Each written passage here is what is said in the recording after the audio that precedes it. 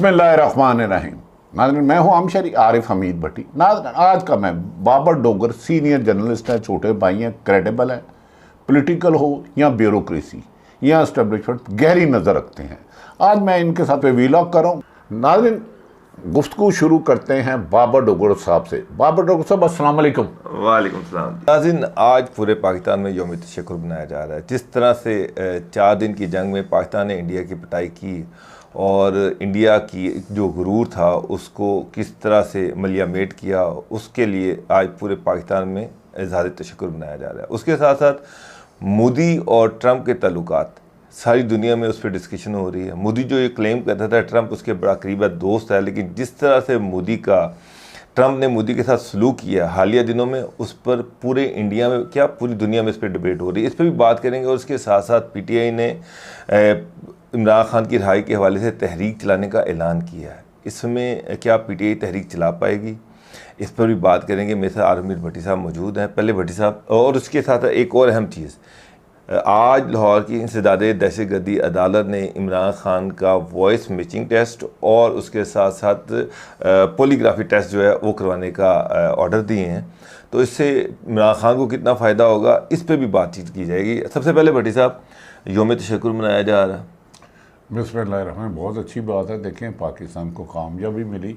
आम तासुर जंग से पहले ये था कि भारत हम पर बहुत हावी है, टेक्नोलॉजी से, इकॉनमी में जो इक्विपमेंट है वो है, लेकिन कामयाबी से हुआ। तशक्कुर मनाना चाहिए, मुझे भी, आपको भी। लेकिन 10 को हमें कामयाबी हुई, 11 तारीख को तरीके इंसाफ ने भी यौम जश्न कामयाबी मनाने का उस पर लाठीचार्ज किया है, गिरफ्तारी की। मुझे यकीन है आज तशक्कुर मनाने वालों पर लाठीचार्ज नहीं होगा, क्योंकि मुल्क के लिए फतह मनाने वालों का हक कह के छोटी छोटी। तो आज PTI आज भी मना ले, सारी कौम के साथ ही मना ले। उसने लदा क्यों किया? कब का भजन करूँ वो, लेकिन वो लदा किया ही। मैं वो 1.5 इंच की मस्जिद बनाना दूरी है, कौम के साथ ही चले। जब अगर मैं 10 को जीतूँ, 11 को मेरा जश्न बनता है। बाकी तकरीबन मैं 50 महीने करता रहूँ, लेकिन ये जब सियासी मुखालफत, जब मुल्क में जमहूरियत कमज़ोर हो और भीख में ली हुई सीटें, जालसाजी से ली हुई हुकूमत बनाएं, तो फिर ठीक। अच्छा बड़े, इस पर भी बात करते हैं। अभी सबसे पहले तो मोदी और ट्रंप सारी दुनिया में इस पर डिस्कशन हो रही है। ट्रंप ने जो एप्पल का प्रेसिडेंट है उससे कहा कि इंडिया में तुम्हें यूनिट लगाने की ज़रूरत नहीं है, $500 अरब की इन्वेस्टमेंट जो है तुम इंडिया में ना करो, नुकसान हो जाएगा। और मोदी जो क्लेम करता था ट्रंप मेरा बड़ा यार है, अभी एक और सारा इंडिया जो है मोदी से सवाल कर रहा है कि तुमने तो ये कहा ही नहीं कि ट्रंप के कहने पे तुमने जंग रोकी है। और अब ट्रंप खुद कह रहा है कि जी मैंने मोदी को फ़ोन किया और जंग रुकवाई है। मोदी ये चीज़ कौम से छुपा रहा था, ट्रंप ने तो मेरा मतलब मोदी की मंजी ठोक दी है। देखिए बाबर साहब, यार तो बड़े होते हैं, तो मैंने पिछले कुछ अरसे में यार मार भी बड़े देखे। तो मैं तो खुद यार मार नहीं, मेरा मतलब मोदी और ट्रंप की दोस्ती हो सकती है। वैसे मोदी जनाब उसको सपोर्ट कर रहा है, इलेक्शन में जा रहा है, इलेक्शन में उसको सपोर्ट कर रहा है, अमेरिका में उसके जलसे कर रहा है। मैंने गुजारिश की है, यारी तो होती है लेकिन यार मार भी तो होती है। लेकिन याद रख ले, डोनाल्ड ट्रंप की टोटल कंपेन देख लें, उसका एजेंडा था सबसे पहले अमेरिका। बिल्कुल सही है। गोरे अमेरिका, चमड़ी अमेरिका, गोरी चमड़ी का वो आशा कह के मैंने अमेरिका को मूव करना है। मोदी के साथ उसके तल्लुकात अच्छे होंगे, लेकिन उसने सबसे पहले जो टैरिफ लगाया था चाइना और बीच में इंडिया भी था, जो उन्होंने अपने इन्वेस्टमेंट उधर बुलाए हुए थे वर्क वीज़े पे या स्पॉन्सर वीज़े पे, उसने कहा इनको बाहर निकालो। उसने A to Z वो कह रहा है कि सब कुछ अमेरिका के लिए करो। मोदी को उससे ज़ाती दोस्ती को पिन गोली खेड़ दे रहे हैं, कोई बैचे खेड़ दे रहे हैं। ओ यार, उसको अपने मुल्क का इंटरेस्ट देखना चाहिए। लेकिन अब मोदी फंस गया। मोदी कौम कह रही तूने हमसे झूठ बोला, तू तो कह रहा था कि ना अब मैं किसी का प्रेशर नहीं लिया। अब ट्रंप कह रहा है कि मैंने फ़ोन किया और मोदी साहब जो है वो। देखिए बाबर साहब, ये पाकिस्तान और दुनिया का मीडिया जो मर्जी के, मोदी ने प्रेशर तो लिया, पाकिस्तान का भरपूर जवाब था, अल्लाह ताला ने कामयाबी इनायत की। और ट्रंप ने सर सीधा कहा है कि अगर बात नहीं मानोगे तो फिर ये तजारत ख़त्म, जो हम इन्वेस्टमेंट कर रहे हैं वो निकाल लेंगे। भाईजान, मैंने कहा ना, CNN के नुमाइंदे ने कहा था मोदी को इंटेलिजेंस इत्तला मिली कि पाकिस्तान न्यूक्लियर की तरफ जा रहा है। मोदी ने उसको फ़ोन किया और कहा ख़त्म कर अमेरिकन गवर्नमेंट ने। और इसका डोनाल्ड ट्रंप जहां जाता है सबसे पहले ये कहता है मैंने 2 मुल्कों को न्यूक्लियर जोहरी टकराव जंग से रुकवाया। उसका क्रेडिट ले, ये क्रेडिट ऑफ द रिकॉर्ड बात है भी उसका क्रेडिट। लेकिन वो अब मोदी फंस गया ना इंडिया में। अब वो कहते हैं कि तू तो कहता था इंडिया तीसरी बड़ी ताकत है, चाइना तो अमेरिका का प्रेशर नहीं लेता, तू एक फोन पे नहीं, मोदी शुरू से मुस्लिम दुश्मन था। गुजरात में उसने मुसलमानों को शहीद किए, अकलियत इवन के क्रिश्चियन भी वहाँ महफूज नहीं था, वो हिंदुइज्म पे चल रहा था। लेकिन उसने तासुर ये दिया हुआ था कि खुदा ना खासा पाकिस्तान हलवा है, वो जब चाहेगा इन्हें मार देगा या कब्जा कर लेगा या नुकसान दे देगा। पहले ही 3 राउंड उसने हम पर अटैक किए, मिसाइल हमले उसके कामयाब हुए, पानी बंद किया पहला, दूसरा ड्रोन। लेकिन पाकिस्तान का एक थप्पड़, कहता ना एक थप्पड़ इंसान, एक मच्छर इंसान को हिजड़ा बना देता है। पाकिस्तान के एक टैग ने उसको हिजड़ा बना दिया, भारत को, पूरे भारत को हिजड़ा बना दिया, मुसलमान निकाल के, सिख भी निकाल के। नहीं, भारत को गवर्नमेंट हो जाए उसकी जो फौज जो तासुर दे रही थी कि हम कुछ नहीं कर सकते, हम जंग नहीं लड़ सकते, खुदा ना खास्ता, इस किस्म का तासुर था, ये ज़ायल हो गया और ये अब दुनिया पूरी मान गई है। और दूसरी बात, अमेरिका की तो वैसे अपनी पंक्चर हो गई है। इस जंग में सबसे ज़्यादा बेनिफिशियरी जो तो रहा है चीन कि उसके जंगी हथियारों की कीमतें बराबर ग्राफ ऊपर चला गया। अब पता नहीं मलेशिया ले रहा था राफेल, उसने कहा असी भी नहीं लाना साढ़े को, असी तो चाइना को लाएंगे, उसकी पैसे भी कम है, टेक्नोलॉजी भी लेटेस्ट है। लेकिन इसमें पाकिस्तान की पायलट को क्रेडिट ना देना ना इंसान। नहीं, ज़बरदस्त है, ज़बरदस्त है, इसमें कोई शक ही नहीं। अच्छा भट्ट साहब, दूसरी तरफ ये सारा सिनेरियो है, जंग चल रही है, फौज जीती है, नून लीग जो है वो जश्न मना रहे हैं, योम तशक्कुर मना रहे हैं, और पीटीआई जनाब वो कह रही कि हम तहरीक का आगाज़ कर रहे हैं, तहरीक चला रहे हैं, और ये भी इतलात है कि पीटीआई के अंदर भी बड़े इख्तलाफात हैं। तो क्या तहरीक चला पाएगी, और अगर ना चला पाई, चला के भी ना चला पाई, तो उसका क्या नुकसान होगा? देखो, पीटी वाले हमारे दोस्त नाराज़ होते हैं कभी कभार, वो स्पेस पे समझते हैं 2-4 बंदे बैठ के सारा मुल्क फतह कर लेंगे, पता नहीं क्या उनकी भी चंद लोगों की सोच है। मेरा ख्याल है पीटीआई को भी यौम तशक्कुर में शामिल होना चाहिए। गो के उन्हें 11 को नहीं मनाने दिया गया, MPMN पे मुकदमा दर्ज हुए, लेकिन यार ये पाकिस्तान के लिए छोटे छोटे इख्तलाफात छोड़ दो। हाँ, मूवमेंट चलानी चाहिए, इन एवरी कंडीशन चलानी चाहिए। आपका आइन इजाज़त देता है, आपका कानून इजाज़त देता है, आपकी जमहूरियत इजाज़त देती है, पुरअमन। हाँ, एहतजाज होता ही पुरअमन है, पुरतशद्दद एहतजाज नहीं, वो हंगामा रही होती है। तो पुरअमन एहतजाज यही है ना कि आप मरियम नवाज साहब कॉलेजों में जाती हैं तो आपके सरकारी अफसर मरासी बन के प्रोटोकॉल दे रहे होते हैं, वो करे आलिया हमजा आपको 10 दफ़ा कहा, आपने उसको इजाज़त नहीं देती। पुरअमन एहतजाज करने कब दिया आपने? कंटेनर आप लगाते हो, खंदके आप खोलते हो, शाइनिंग आप करते हो, लाठी चार्ज आप करते हो, घरों में छापे आप मारते हो, फायरिंग आप करते हो, तो पूरा मन से आज कहाँ करें? जाके मरीख में करें? कोई तरीका बता देना। नहीं कर क्यों रहे हैं? कर क्यों रहे हैं? उनके साथ ज्यादती हो रही है। आप वो कह रहे हैं कि भाई हमारा मैंडेट चोरी हुआ है, आप ये इलेक्शन जालसाज हैं, 8 फरवरी के इलेक्शन खुद नून लीग मानी है कि हम नहीं जीते, तो क्या अपने हक लेने के लिए क्या मूवमेंट चलाना गलत है? हम जर्नलिस्ट, मुझे पता है आज तक वेज अवार्ड हमें नहीं मिला, आपको भी नहीं मिला, लेकिन पिछले 30 सालों से चला रहे हैं।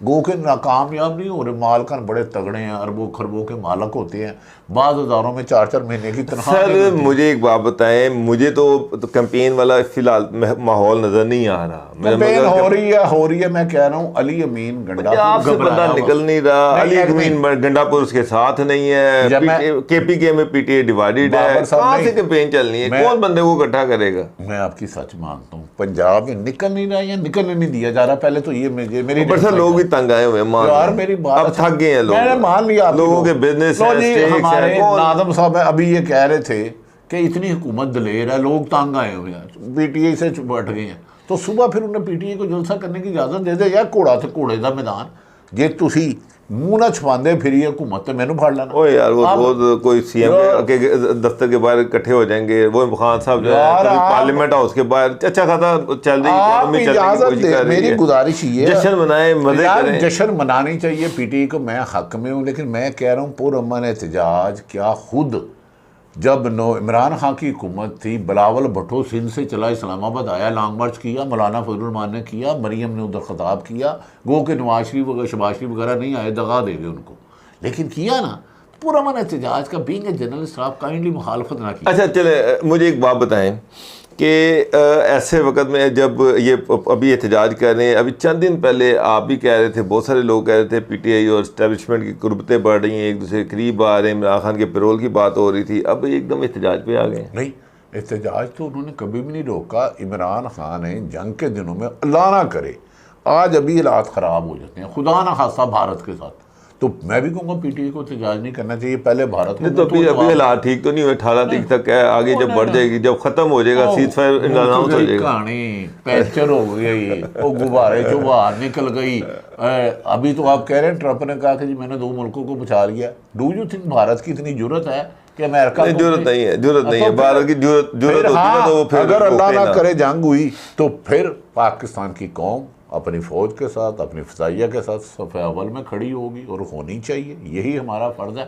हम जर्नलिस्ट बाद में, पॉलिटिशियन बाद में, पहले पाकिस्तानी हैं। अच्छा बट साहब आज एक इतना डर क्यों नहीं है ये मूवमेंट से? अगर उसकी पॉपुलैरिटी नहीं है, लोग नहीं है, जलसे नहीं इकट्ठा कर सकता, तो फिर उन्हें करने दें जलसे। जरूर गवर्नमेंट का भी कोई रिएक्शन तो नहीं आया इस पे? आप कह रहे डर रहे हैं, गवर्नमेंट ने कोई ऐसी बात नहीं की। बेचारे तो एक्शन ही एक्शन है, रिएक्शन जो कि वो है ही नहीं होंदे। जो है ना कहते मैं वज़ीर आज़म हाँ भाईओ मैं चीफ एग्जीक्यूटिव हूँ, वो तो कहता है मेरा कोई रोल नहीं है।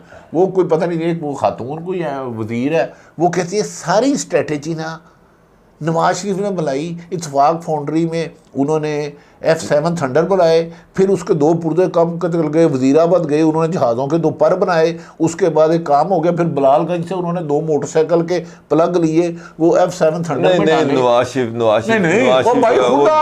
तो जंग के हक में ही नहीं था। वो तो ये कह रहा था, वो तो जब जंग हो रही थी तो उसने कहा डीएस्केलेट करो, जब जंग खत्म हुई तो उसने कहा जी बड़ा अल्लाह का शुक्र है कि जंग नहीं हुई, डीएस्केलेशन हो गई है। उन्होंने तो उन्होंने अभी तक भारत के हमले की मुखालफत नहीं की। उन्होंने कोई एक ऐसा स्टेटमेंट नहीं दिया जिसमें ये कहा कि पाकिस्तान ने दहशतगर्दी नहीं कराई, भारत झूठा है, भारत ने गलत अटैक किया, ये ऐसी कोई स्टेटमेंट नहीं है। यार उनकी दोस्ती है, उनकी इन्वेस्टमेंट है, उनकी शादियों में मोदी आता है, ये गलत कर एक बात है कहते लाई जी बेकदर। शहबाज शरीफ देखिए दोनों भाई हैं, मरियम जो भाई अब एक जो है वो एक जो है इसमें कुछ शक नहीं, एक सिर्फ सलार की तारीफ कर रहा है, दूसरा जंगी नाम ही नहीं ले रहा। सुना भाई कहाँ गई मेरी चारपाई? तो भाइयों में इख्तलाफ हो गया 2 दिन पहले। इख्तलाफ हो गया है क्योंकि उसकी बेटी को आज वज़ीर आला तो वो जो गुड कॉप बैड कॉप की बात होती है कि गुड कॉप बन जाता है, एक बैड कॉप बन जाता है, शुरू से इनकी पॉलिसी है, वो नहीं लग रहा आपको? नहीं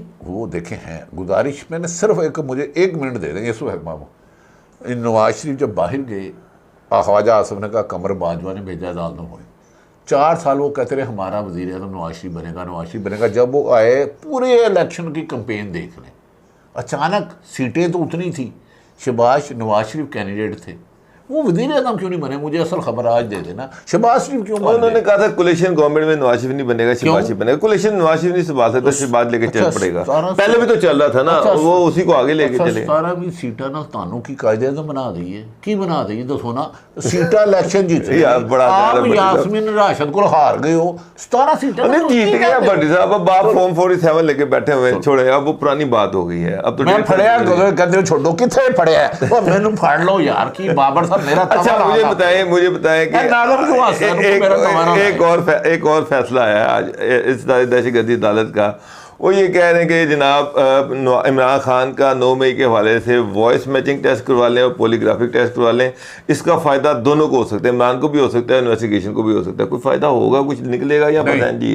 इमरान खान किसी जुर्म की पादाश में जेल में नहीं है, वो किसी अना तकब्बर और हुक्मरानों को खौफ है कि इमरान खान बाहर आया तो हम लोग अंदर हो जाएंगे।